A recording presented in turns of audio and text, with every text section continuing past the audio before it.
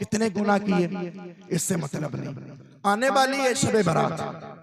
अब देखिएगा, हर एक जबान की ख्वाहिश ये होती है, अच्छा वो रात है भी बड़ी बरकतों वाली, इतनी बरकतों वाली है, मेरे नबी ने फरमाया उस रात में अल्लाह ताला बनु कल्ब की बकरियों के बालों की तादाद के बराबर गुनाहों को माफ कर देता है। लग रहा समझ में नहीं आ रहा है आपके, बोले ना सुभान अल्लाह। बनु कल्ब एक कबीला गुजरा है और इतनी बकरियां थी उनके पास में, फिर तादाद जिसकी कोई तादाद नहीं, इतनी बकरियां। फिर जरा गिने, बकरियां बहुत सारी हो जिसका कोई शुमार नहीं कर सकता हो, और ना उन बकरियों के बालों का शुमार कौन कर सकता है जब बकरियों की तादाद किसी को नहीं पता। मेरे नबी फरमाते हैं बंदा उस रात में दुआ करता है तो अल्लाह ताला उसकी हर दुआ को कबूल फरमा लेता है। लेकिन हमारी कौम का एक अजीब अलमिया है, हमारी कौम उस चीज को पसंद करती है, हमारा मुआशरा उस चीज को पसंद करता है जिसमें नफ्स को सुकून मिलता है, जिसमें नफ्स को सुकून मिलता है, हम वो काम करना चाहते हैं। आप देखिएगा शबे बारात आएगी हजरत तो क्या करेंगे, जबान बाइक उठाएंगे और उसका सिलेंडर जिसका कटा होगा और उसमें तेल भराया, टंकी फुल कराई, और कराने के बाद में कभी इस गली से गुजरेगा कभी उस गली से गुजरेगा, और क्या कहते हैं कि शबे बारात जागने की रात है। नहीं अजीज, वो जागने की रात नहीं है बल्कि इबादत की रात है। जागना और होता है, इबादत और होती है। तुम्हें किसने बता दिया कि सिर्फ जागने की रात है?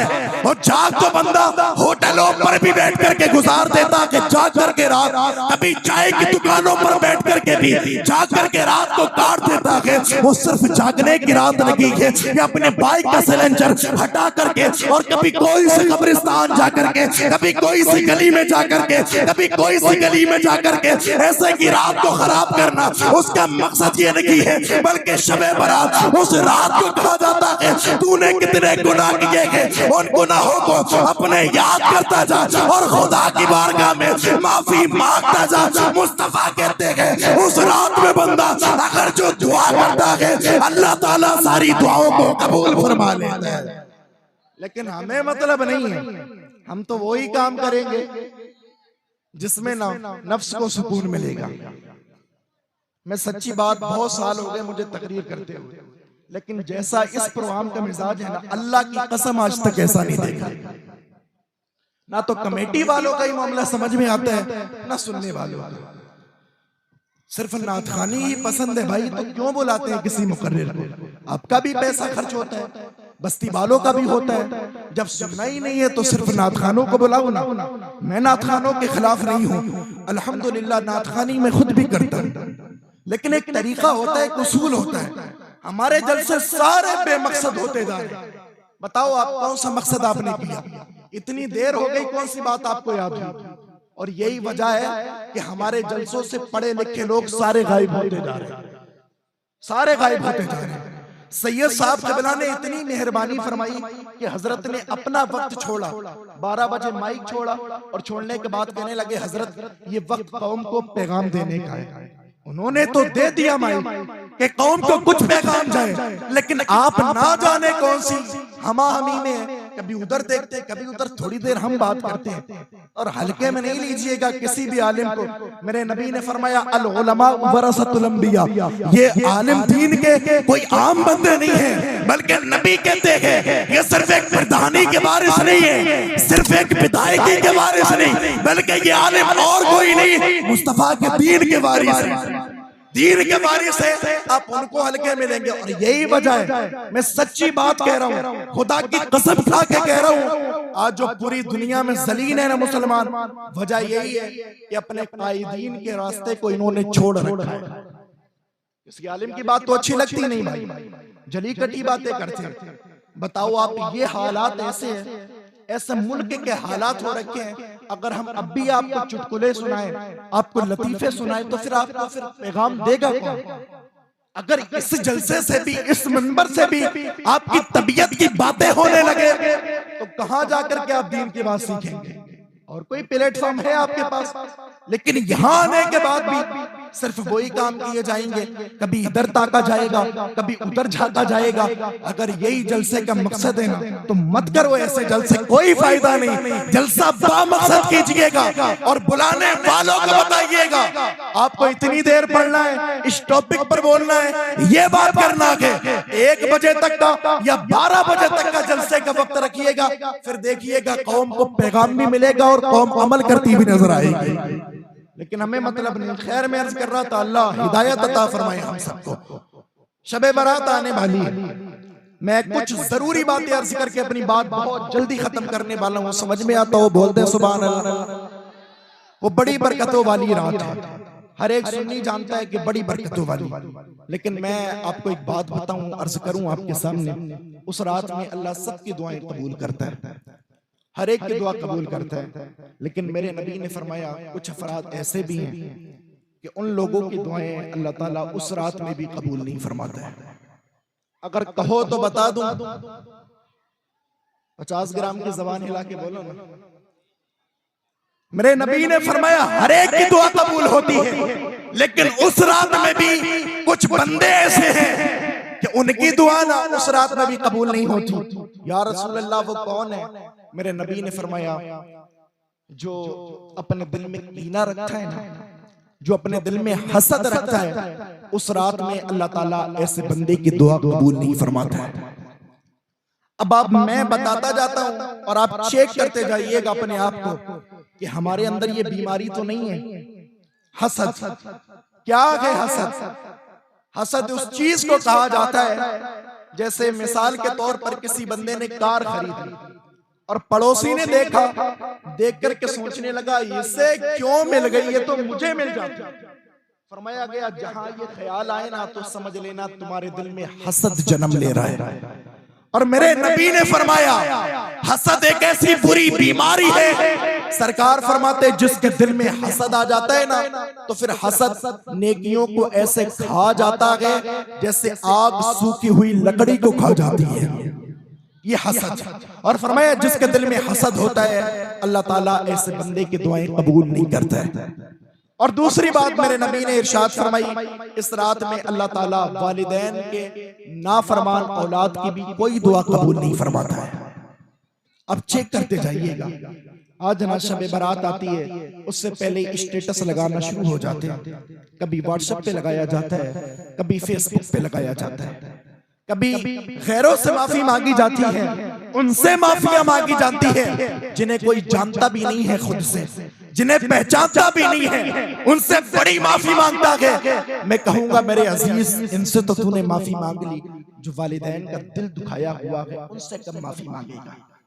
जबकि मेरे नबी ने फरमाया रिदर रब्बी फी रिदल वालिद व सख्तुर रब्बी फी सख्तिल वालिद। सरकार फरमाते हैं अगर बाप राजी है तो खुदा राजी है, और बाप नाराज है तो खुदा नाराज है। अगर बाप को नाराज किया हुआ है, एक शबे बारात नहीं, हजारों शबे बारात तेरी जिंदगी में आ जाए, हजारों शबे कतर तेरी जिंदगी में आ जाए, और मोहल्ले की मस्जिद में नहीं, खाने काबा में जाकर के अपने सर को सजदे में रख दे और रगड़ रगड़ करके मर जा। सरकार ने फरमाया एक सजदा भी अल्लाह की बारगाह में कबूल नहीं होगा। जरा हम सोचें, क्या इस बीमारी में तो नहीं है? आज कितने वालिदैन को खुदा की कसम मैंने रोते हुए देखा है। हम मदरसों में रहने वाले लोग हैं, हम मस्जिदों में रहने वाले लोग हैं, सफेद दाढ़ी वाले बुजुर्ग मेरी कौम के आने के बाद ना इमामों के हुजरों में रोते हैं और कहते हैं हजरत अपनी औलाद को बड़ा समझा था, लेकिन क्या पता था कि औलाद जैसे ही जबान होगी वैसे ही पीठ दिखा देगी। कहते हैं अपने बेटे को बहुत चीजें लाला करके देता है, बीबी के भी हर एक डिमांड पूरी करता है, लेकिन 4 महीने से मुझे खांसी है, कभी मेरी दवा को नहीं पूछता है।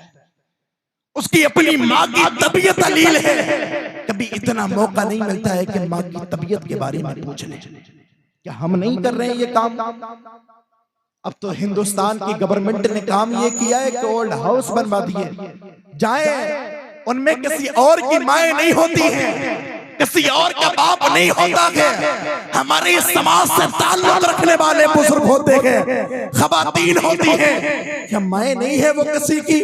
क्या बाप नहीं है? जवानों आपसे कहता हूँ खुदा की कसम, जितनी माँ अपने बच्चे से मोहब्बत करती है ना, इतनी मोहब्बत कोई नहीं करता है। जितना बाप अपने बेटे से मोहब्बत करता है ना, इतनी दुनिया में और कोई नहीं करता है आपसे। कितना कि आपका दोस्त अजीज हो जाए, कितनी की आपसे मोहब्बत करने लगे, लेकिन आपका दोस्त कभी भी ये नहीं चाहेगा कि मेरा दोस्त मुझसे आगे निकल जाए किसी भी एतबार से। लेकिन एक बाप की हमेशा ये तमन्ना रहती है, जितना मैं काबिल हूं उससे कहीं ज्यादा काबिल मेरी औलाद हो जाए।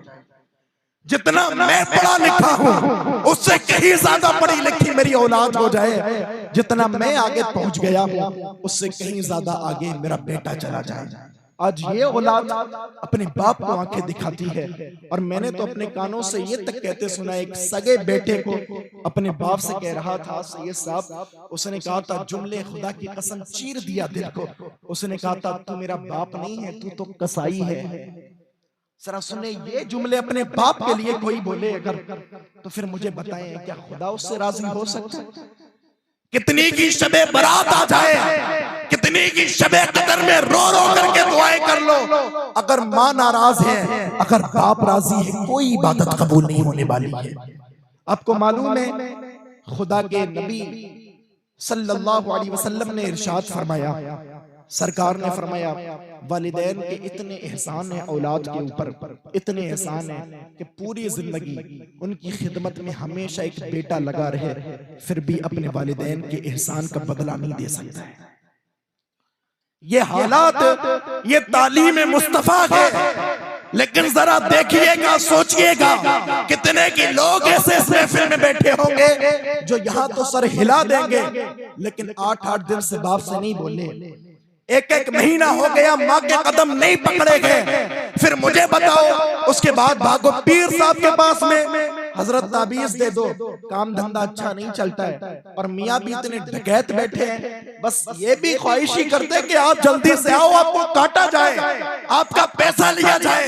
मैं कहता हूँ पीर साहब के हाथ चूमने से पहले, मुफ्ती साहब के हाथ चूमने से पहले, आलिम साहब के हाथ चूमने से पहले, इनसे दुआ ताबीज लेने से पहले अपनी माँ के कदम पकड़ ले। अपने बाप को जो नाराज कर बैठा है उसकी दहलीज पर आ जा, आने के बाद कह दे, ओ मेरी माँ मैंने तेरे दिल को दुखाया है, और मेरे बाप मैंने तेरे दिल को दुखाया है, तुझे बड़ी तकलीफ दी है, कभी तुझे सताया है, कभी तुझे नाज़ेबा कलिमात तेरे सामने कहे गए, कभी मैंने ज़बान के जरिए से तुझे तकलीफ पहुंचाई है, कभी मेरे हाथों के जरिए से तुझे तकलीफ पहुंचाई है। ओ मेरी माँ, आज तेरा बेटा आकर के तेरी बारगाह में अपनी खताओं की माफी चाहता है। ओ खुदा की कसम खा के कहता हूँ, ये माँ इतनी मोहब्बत करती है, ये बाप अपने बेटे से इतनी मोहब्बत करता है, सिर्फ पैर पकड़ के कहना तेरा काम है और माफ कर देना वालिदैन का काम है।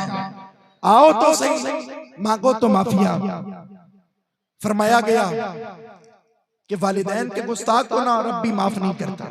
अगर जहन हाजिर हो तो रखूं एक बात, हजरत मालिक इब्न दीनार, बहुत बड़े अल्लाह वाले, नाम सुना है आपने? मालिक इब्न दीनार बहुत बड़े अल्लाह वाले, इतने बड़े वली कि आप सिर्फ वली नहीं बल्कि वलीगर थे। वलीगर उसको कहते हैं जो दूसरों को भी खुदा का वली बना देता है। कहते हैं मैं हज करने के लिए गया, जरा सोचिएगा, वालिदैन का गुस्ताख बेटा हो जाए ना तो फिर कुछ भी कबूल नहीं होता। कहते हैं मैं हज करने के लिए गया, मेरे दिल में ख्वाहिश जागी कि मैं इस वक्त में मक्का शरीफ में हूँ, हज का मौसम है और हुज्जाजे किराम आ रहे हैं, तवाफ कर रहे हैं। कहते हैं जब मैं तवाफ कर चुका ना, उसके बाद में मैं बैठ गया और एक हसरत लेकर के बैठा था, एक आरजू लेकर के बैठा था। और मेरी आरजू ये थी कि मुझे ये पता चल जाए कि कितने अफराद के हज को अल्लाह ने कबूल किया है और कितने लोगों के हज को अल्लाह ने कबूल नहीं किया गया। कहते ये ख्वाहिश थी, ये दिल में तमन्ना जन्म ले रही थी कि मुझे इल्म हो जाए। कहते हैं बस इसी नियत के साथ शब हुई और मेरी आंख लगी तो ख्वाब में किसी आने वाले ने मुझे बताया और उसने कहा था मालिक इब्न दीनार, सबके हज को अल्लाह ने कबूल कर लिया गया, लेकिन एक फर्द के हज को अल्लाह ने कबूल नहीं किया गया। हजरत मालिक इब्न दीनार कहते हैं कि मैंने ख्वाब देखा और देखने के बाद में ना जब मैं सुबह को बेदार हुआ तो हैरत की इंतहा ना रही। मैं सोचने लगा, या अल्लाह, वो जो एक फर्द है जिसका हज कबूल नहीं हुआ है, क्या वो बंदा मैं तो नहीं हूं? कहीं ऐसा तो नहीं है कि मेरे ही हज को कबूल न किया गया हो। ये बुजुर्ग हस्तियां थी जो नेकियां करने के बाद रोते थे, खुदा तूने कबूल किया क्या नहीं किया। लेकिन हमारे जवानों के हालात, गुनाह करेगा, जिना करके आएगा और दोस्तों को इतने फख्र के साथ बताएगा जैसे जन्नत कमा करके आया। एक तो गुनाह किया उसका गुनाह, और एक इजहारे गुनाह, फिर गुनाह कमा लिया। लेकिन ये बुजुर्ग थे, इमाम आजम अबू हनीफा बहुत रो रहे थे। एक मुरीद ने कहा, हजरत आप क्यों रोते हैं? आप तो बहुत बड़े मुत्तकी हैं, आप तो पूरी पूरी रात अल्लाह के एक कुरान को रात में खत्म कर दिया करते हैं, आप इतने बड़े नेक मुत्तकी शख्स होने के बाद रो रहे हैं। हजरत इमाम आजम अबू हनीफा फरमाने लगे, गुनहगार इसलिए रोता है कि उससे गुनाह हो गया है, लेकिन मैं इसलिए रोता हूँ कि कहीं मुझसे कोई गुनाह सरजद ना हो जाए। ये बुजुर्ग थे। हजरत मालिक इब्न दीनार कहते तमन्ना जागी, अल्लाह वो जिस एक बंदे के हज को कबूल नहीं किया गया है, वो बंदा मैं तो नहीं हूँ। कहते बस दिन कटा, तमन्ना यही थी। अब जब शब हुई ना, जब रात हुई, तो फिर किसी ने ख्वाब में आकर के कहा, ओ मालिक इब्न दीनार, तेरे हज को कबूल कर लिया गया है। बाकी तमाम हुज्जाज कराम के हज को भी अल्लाह ने कबूल कर लिया है, लेकिन एक शख्स है जो बल्ख का रहने वाला है, जिसका नाम मोहम्मद बिन हारून है, उसके हज को अल्लाह ने कबूल नहीं किया गया। हजरत मालिक इब्न दीनार कहते हैं सुबह हुई। अब जैसे ही सुबह हुई ना, मेरी सिर्फ जुस्तजू एक थी, तमन्ना एक थी कि किसी तरह से मैं उस मोहम्मद इब्न हारून से मिलूं और उससे कहूं, भाई तेरे हज को कबूल नहीं किया गया है, उसको नेकियों की तरफ तरगीब दिलाऊं, रब के रिजा वाले काम उससे कराऊं। कहते बस तमन्ना ये थी। अब मैं ना हुज्जाजे कराम के जहां जहां काफिले थे, मैं उधर दौड़ने लगा। जहां ईरान के आए थे पहले उधर गया, फिर जहां खुरासान के आए हुए थे वहां गया। तो मैंने उनसे पूछा, ये बताओ क्या तुम खुरासान से आए हो? तो कहने लगे, हाँ हम खुरासान से आए हैं। का शहर बल्ख क्या कौन कौन फर्द आया है हज करने? तो सबने कहा बहुत सारे लोग हैं। तो उन्होंने नाम बताया। कहने लगा, मोहम्मद इब्न हारून किसका नाम है? तो उन लोगों ने बताया, मोहम्मद इब्न हारून की बात करते हैं, वो तो बहुत बड़ा मुत्तकी है, बहुत बड़ा तकवे वाला है, वो हमेशा खुदा की इबादत करता रहता है, ना सुबह देखता है ना शाम देखता है, हमेशा रब के हुजूर सजदे में उसका सर रहता है, हमेशा खुदा की रजा वाले काम करता है। हजरत मालिक इब्न दीनार कहते हैं, जब ये बात लोगों ने बताई ना, तो मेरी हैरत की इंतहा ना रही। इतना बड़ा आबिद जिस शख्स को बताया जा रहा है, खुदा के यहाँ पर उसका हज कबूल नहीं किया गया है, उसके हज को कबूलियत का दर्जा नहीं मिला है, क्या मामला है? हजरत मालिक इब्न दीनार कहने लगे, ये बताओ वो शख्स कहाँ मिलेगा? तो किसी ने कहा, मक्का की पहाड़ियों में चले जाओ, वहां पर वो इबादत करता होगा।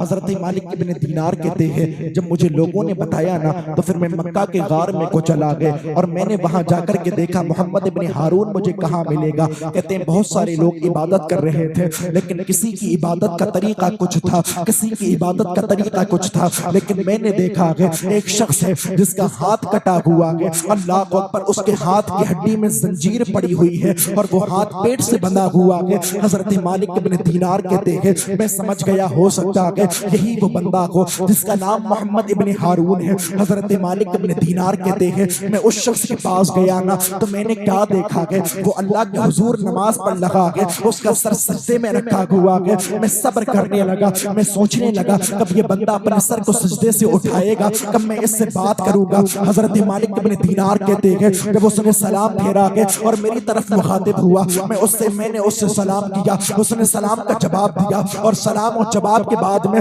उसके बाद हमारी जब बातचीत शुरू हुई ना, तो उसने कहा था बताएं किस लिए आना हुआ है। हजरत मालिक इब्न दीनार उसको देखते जा रहे हैं, इतना मुत्तकी शख्स है, इतना परहेज परहेजगार शख्स है, लेकिन अल्लाह ने इसके हज को कबूल नहीं किया है। आखिर वजह क्या है? हजरत मालिक इब्न दीनार कहते हैं, अब मेरा दिल तो नहीं चाह रहा था कि मैं इससे कहूँ, लेकिन फिर भी वह वजह मजबूरी मैंने उससे कह दिया। मैंने कहा आप ही का नाम मोहम्मद इब्न हारून है? उसने कहा हाँ मुझे ही मोहम्मद इब्न हारून कहा जाता है। हजरत मालिक इब्न दीनार कहने लगे हैं, मैं तुझे एक बुरी खबर देना चाहता हूँ, लेकिन सुनने के बाद में अफसोस मत करना, सुनने के बाद में गमज़दा तो नहीं होगा। उसने कहा जरा बताएं तो सही, आप क्या बताना चाहते हैं? हजरत मालिक इब्न दीनार फरमाने लगे हैं, खुदा ने सबके हज को कबूल किया है, लेकिन तेरे हज को कबूल नहीं किया गया है। इतनी बात का सुनना था। हजरत मालिक कहते हैं, उसने मेरी इतनी बात को सुना के और सुनने के बाद में ना घुटने पकड़ने के बाद जमीन पर बैठ गया और बैठने के बाद कहने लगा, वो मोहम्मद इब्न हारून से पूछने वालों,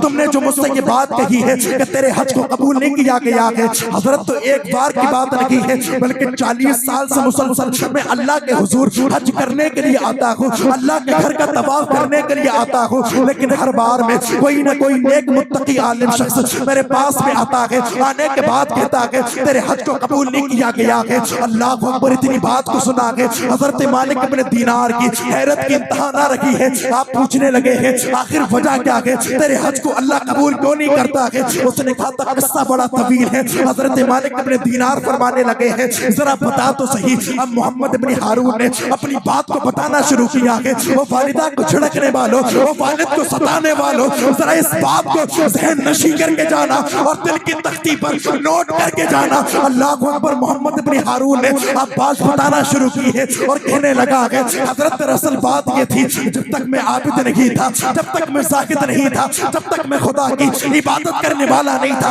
उस वक्त मैं बहुत बड़ा शराबी था, मैं शराबे पीता था। अल्लाह अकबर। लोगों की महफिलों में जाने के बाद में जबान से अल्लाह अकबर वो अकबाल निकालता था जिनको शरीयत ने हराम कह दिया है। एक मर्तबा में शराब के नशे में बाहर से आया। अल्लाह अकबर। जैसे ही दरवाजे के अंदर में दाखिल हुआ, मेरी माँ बहुत नेक थी, मेरी माँ बहुत मुत्तकिया थी। उस माँ ने जब देखा कि मैं शराब के नशे में हूँ, मैं शराब पिया हुआ हूँ, मेरी माँ मुझसे मुखातिब हुई है। होने के बाद कहने लगी, ओ मोहम्मद इब्न हारून, क्या तुझे शर्म नहीं आती है? अब जो है ना शाबान का चांद डूबने वाला है, रमजान का चांद तुलू होने वाला है, लोग क्या कहेंगे तू रमजान में भी शराब पिएगा? कहते मैं शराब के नशे में इतना मस्त था, मैंने उसकी कोई बात को नहीं सुना के अब मेरी माँ मुझ पे डांटती जाती थी, मुझे चिल्लाती जाती थी, लेकिन मुझे जब गुस्सा आया ना, तरी मेरी माँ तंदूर के पास खड़ी थी जिसमें रोटी पकाई जाती है। हजरत मोहम्मद इब्न हारून कहते हैं, अब मैंने अपनी माँ को देखा कि तंदूर जल रहा था, मुझे गुस्सा आया,